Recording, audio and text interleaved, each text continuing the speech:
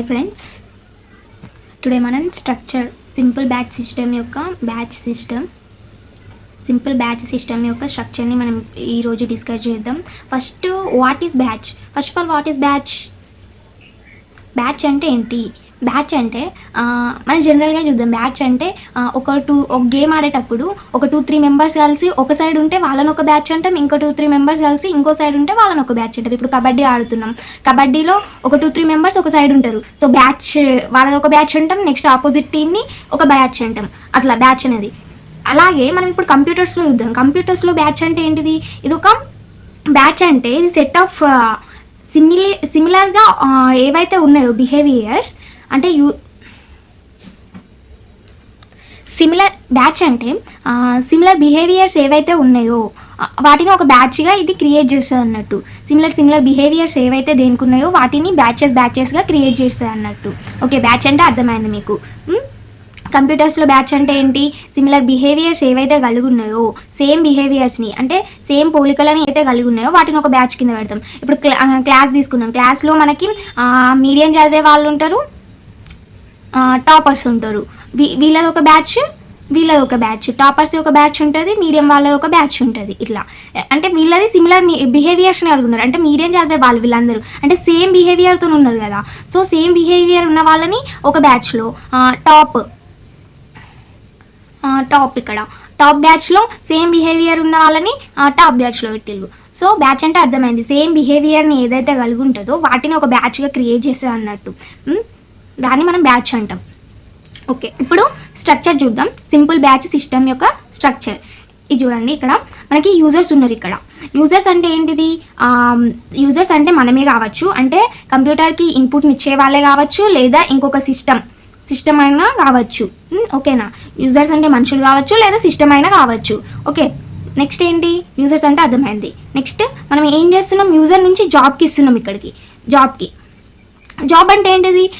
Like ఏ process. Job అంటే ఒక process అన్నట్టు. ఓకేనా? జాబ్ 1 యూజర్ నుంచి ఒక జాబ్ 1 వస్తుంది, యూజర్ 2 నుంచి జాబ్ 2 వస్తుంది, యూజర్ 3 అనేటోడు జాబ్ 3 ఇస్తుంది, యూజర్ 4 అనేటోడు జాబ్ 4 ఇస్తుంది, యూజర్ 5 అనేటోడు జాబ్ 5 ఇస్తుంది. Job is like A process అన్నట్టు. ఇది జాబ్ 1లో ఏముంది? మనకి యాడ్ ఉంది. జాబ్ 2లో సబ్ట్రాక్ట్ ఉంది. జాబ్ 3లో యాడ్ ఉంది. జాబ్ 4లో సబ్ట్రాక్ట్ ఉంది. జాబ్ 5లో సబ్ట్రాక్ట్ ఉంది. ఇప్పుడు ఇది ఏం చేస్తారంటే ఈ జాబ్లో ఇవన్నిటిని మనం ఆపరేటర్కి సెండ్ చేస్తాం. ఈ జాబ్స్ ఉన్నాయి కదా, అడిషన్, సబ్ట్రాక్షన్, ఏవైతే ఉన్నాయో వీటిని మనం ఆపరేటర్కి సెండ్ చేస్తాం. ఆపరేటర్కి సెండ్ చేస్తున్నప్పుడు ఇది ఏం చేస్తారంటే బ్యాచెస్గా విడదీస్తా అన్నట్టు. డివైడ్ చేస్తే బ్యాచెస్గా వేస్తుంది. ఏవైతే సేమ్ జాబ్స్ని కలిగి ఉన్నాయో వాటిని ఒక బ్యాచ్లో పెడుతుంది. ఇంకా ఏవైతే సేమ్ ఉన్నాయో వాటిని ఒక బ్యాచ్లో పెడుతుంది. అంటే ఇప్పుడు చూద్దాం. ఇప్పుడు మనకి ఎన్ని బ్యాచ్లు క్రియేట్ అయినాయి? 2 బ్యాచెస్ క్రియేట్ అయినాయి. Batch 1, batch 2. బ్యాచ్ 1లో ఏముంది? మనకి జాబ్ 1, ఎందుకంటే ఇక్కడ యాడ్ ఉంది, ఇక్కడ కూడా యాడ్ ఉంది మనకి. So job 1, job 3, job 1, job 3, ఎందుకంటే ఇక్కడ యాడ్ అంటే సేమ్ బిహేవియర్ని కలిగి ఉంది, అంటే సేమ్ ఆపరేషన్ని ఇది కలిగి ఉంది కాబట్టి ఒక బ్యాచ్గా వీటిని క్రియేట్ చేసినాం. నెక్స్ట్ ఏంటిది? జాబ్ 2, జాబ్ 4, జాబ్ 5 చూద్దాం. బ్యాచ్ 2లో జాబ్ 2, జాబ్ 4, జాబ్ 5 ఉంది. ఇందులో చూద్దాం. జాబ్ 2లో ఏముంది? మనకి సబ్ట్రాక్ట్. జాబ్ 4లో సబ్ట్రాక్ట్, జాబ్ 5లో కూడా సబ్ట్రాక్ట్ ఉంది. అంటే సబ్ట్రాక్షన్ ఆపరేషన్ అనేది ఈ త్రీ జాబ్ 2, జాబ్ 4, జాబ్ 5లో ఉన్నాయి కాబట్టి మనం వీటి సేమ్ బిహేవియర్, సేమ్ ఆపరేషన్ ఉంది కాబట్టి వీటిని ఒక బ్యాచ్గా క్రియేట్ చేసినాం. దీన్ని బ్యాచ్ 1 అనుకున్నాం, దీన్ని బ్యాచ్ 2 అనుకున్నాం. దీని బ్యాచెస్ని మనం కంప్యూటర్కి సెండ్ చేస్తున్నాం, కంప్యూటర్స్కి పంపిస్తున్నాం. ఎగ్జిక్యూట్ చేయడానికి కంప్యూటర్కి పంపిస్తున్నాం ఇక్కడ. ఓకేనా? ఇది స్ట్రక్చర్ అన్నట్టు, సింపుల్ బ్యాచ్ స్ట్రక్చర్. ఓకే, ఇంకొకటి ఏంటిది? ఇక్కడ written on cards or tape. ఈ యూజర్స్ అనేటోళ్ళు ఈ జాబ్స్కి ఎట్లా పంపిస్తామంటే కార్డ్స్ పైన, టేప్ పైన రాసి ఈ జాబ్స్కి పంపిస్తారు అన్నట్టు. ఓకే, ఓవరాల్ అయితే structure of simple batch system ఇది. ఇప్పుడు చూద్దాం. In this type of system there is no direct interaction between user and the computer. There is no direct interaction. ఇక్కడున్న యూజర్కి ఇక్కడున్న కంప్యూటర్కి డైరెక్ట్ ఇంటరాక్షన్ ఉందా? లేదు. డైరెక్ట్ ఇంటరాక్షన్ ఇక్కడ నుంచి ఇక్కడికి లేదు, మధ్యలో ఈ ప్రాసెస్ అంత ఉంది. So there is no direct interaction between user and the computer.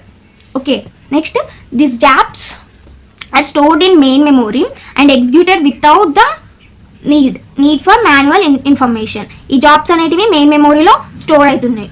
ఓకేనా? మెయిన్ మెమోరీలో స్టోర్ చేస్తాం ఈ జాబ్స్ని and executed without the need for manual information. Okay, next job అంటే జాబ్ గురించి చూద్దాం. మనం ఇక్కడ ఒక ఫస్ట్ పాయింట్ ఏంటి, there is no interaction between user and the system. సిస్టమ్కి యూజర్ మధ్యలో మనకి సిస్టమ్కి యూజర్కి మధ్యలో మనకి దెర్ ఈస్ నో ఇంటరాక్షన్ అనేది లేదు. Okay, next a job is a single unit. Job అనేది ఇది, a job is a single unit. A job is a single unit that consists of a present sequence of commands and data programs. Job అనేది ఒక single unit అన్నట్టు, అంటే ఇక్కడ నుంచి ఒకటి వస్తుంది, ఒక్కదాన్నే కదా, ఒక సింగిల్ యూనిట్ ఒక్కదాన్నే మనం ఇస్తున్నాం, ఒక్కొక్క జాబ్స్ని ఇస్తున్నాం. ఇక్కడికి వచ్చినాక బ్యాచ్గా క్రియేట్ అవుతుంది. సో జాబ్ అనేది ఒక సింగిల్ యూనిట్ అన్నట్టు, అందులో డేటా ఉండొచ్చు, ప్రోగ్రామ్స్ ఉండొచ్చు, కమాండ్స్ అయినా ఉండొచ్చు. Okay, next this jobs are stored in main memory. Jobs అనేటివి మెయిన్ మెమొరీలో స్టోర్ చేస్తాం. వెన్ ఏ జాబ్ ఈ successfully run the OS release its memory. Job అనేది సక్సెస్ఫుల్గా రన్ అయినప్పుడు ఓఎస్ అనేది మెమొరీని రిలీజ్ చేస్తుంది అన్నట్టు. ఓకే, నెక్స్ట్ ఏంటిది, యూజర్ అయిపోయింది, జాబ్ అయిపోయింది. ఇప్పుడు ఆపరేటర్ గురించి చూద్దాం. ఆపరేటర్ అనేటోడు ఏం చేస్తాడు, the user has to submit a job written on cards or tape to a computer operator. User అనేటోడు ఈ జాబ్స్ని ఈ కార్డ్స్ పైన ఈ టేప్స్ పైన రాసి సబ్మిట్ చేస్తారు ఆపరేటర్కి. అదే ఉంది ఇక్కడ. Then computer operator plays a batch of several jobs and input. Then ఈ ఆపరేటర్ అనేటోడు ఏం చేస్తాడంటే ఈ జాబ్స్ని బ్యాచెస్గా క్రియేట్ చేస్తాడు. ఓకేనా, next jobs are batch together by type of language and requirements. Jobs అనేటివి బ్యాచెస్ అవుతాయి together by type of language and requirement. Then a special program the monitor manage the execution of each program in the బ్యాచ్లో monitor అనేది ప్రతి programme యొక్క ఎగ్జిక్యూషన్ని manage చేస్తుంది అన్నట్టు. బ్యాచ్లో monitor అనేది ప్రతి ప్రోగ్రామ్ యొక్క ఎగ్జిక్యూషన్ని మేనేజ్ చేస్తుంది. The monitor is always in main memory and available for execution. Monitor అనేది ఆల్వేస్ మెయిన్ మెమొరీలో ఉంటుంది, మనకు అవైలబుల్గా ఉంటుంది ఫర్ ఎగ్జిక్యూషన్ కొరకి. ఇది బ్యాచ్ గురించి మనకి. ఓకేనా, నెక్స్ట్ అడ్వాంటేజెస్ చూద్దాం. సింపుల్ బ్యాచ్ సిస్టమ్ యొక్క advantages.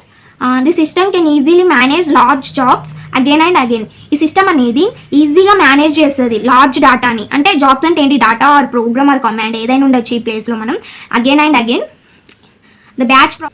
the batch process can be divided into several stages to increase processing. The batch process అనేది several stages గా డివైడ్ అవుతుంది. ఇంక్రీజ్ ప్రాసెసింగ్ స్పీడ్ని ఇంక్రీజ్ చేస్తుంది. అంటే బ్యాచెస్, ఇప్పుడు మనకి ఇక్కడ బ్యాచ్ వచ్చింది, బ్యాచెస్గా ఇది క్రియేట్ చేసింది. కానీ ఇందులో ఏం జరుగుతుందంటే ఇప్పుడు 1+4+3 ఉందా, వీటిని సింపుల్గా డివైడ్ చేసి మనకి ఫాస్ట్గా అవుట్పుట్ని ఇస్తుంది అన్నట్టు. 1+4 చేసేది, తర్వాత ఈ 5+3 ఇట్లా సింపుల్గా డివైడ్ చేసేది అన్నట్టు. ఈ జాబ్లో ఉన్న డేటాని సింపుల్ వేలో డివైడ్ చేసి అప్పుడు ఇంక్రీజ్ చేసేది ప్రాసెసింగ్ స్పీడ్ని. Next one, CPU utilization gets improved. Disadvantages of simple batch system. There is no interaction between user and computer. There is no direct interaction between user ki computer ki direct interaction ledu. There is no interaction between user and computer. The computer operator must have full knowledge of batch systems. అంటే ఇక్కడ ఇప్పుడు ఈ operator అనేటోడు full నాలెడ్జ్ని కలిగి ఉండాలి. ఎందుకంటే ఒకవేళ ఏమైనా మిస్టేక్స్ అయినాయి అనుకో, ఒక్క జాబ్ అనేది స్టాప్ అయితే మిగతా ప్రాసెస్ అంతా స్టాప్ అవ్వాల్సి వస్తుంది. The batch system is quite difficult to debug.